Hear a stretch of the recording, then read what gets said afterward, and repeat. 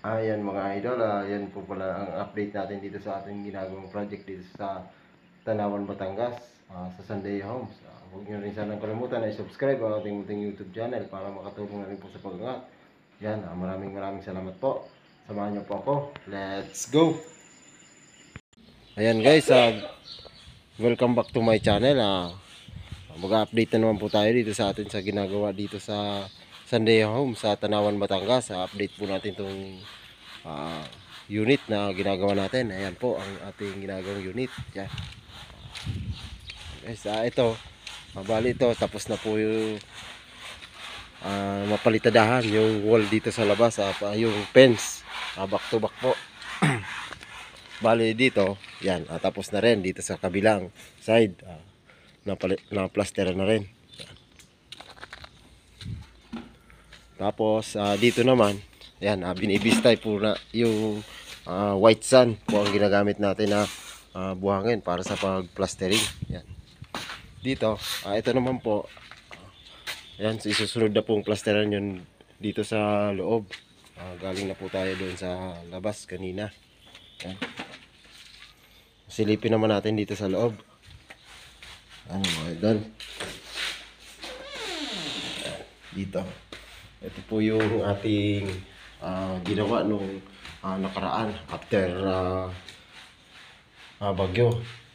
Ito po yung flooring natin sa second floor.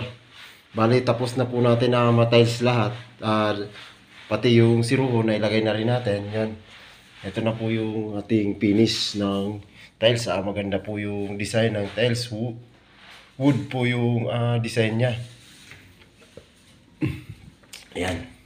Ito po, perfect po yung ating mga bikat dyan.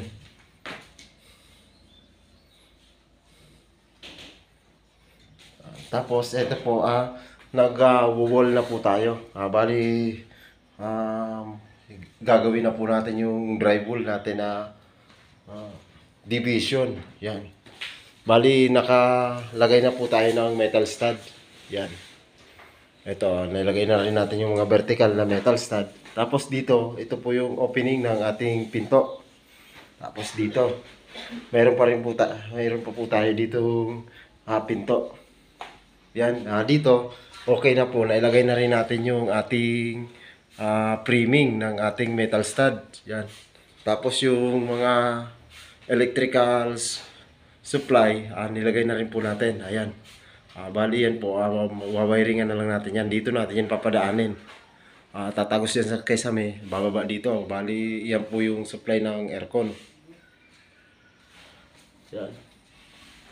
Tapos ito na rin, nandito na rin yung pinto natin na gagamitin. Ayan. Nabili na rin po.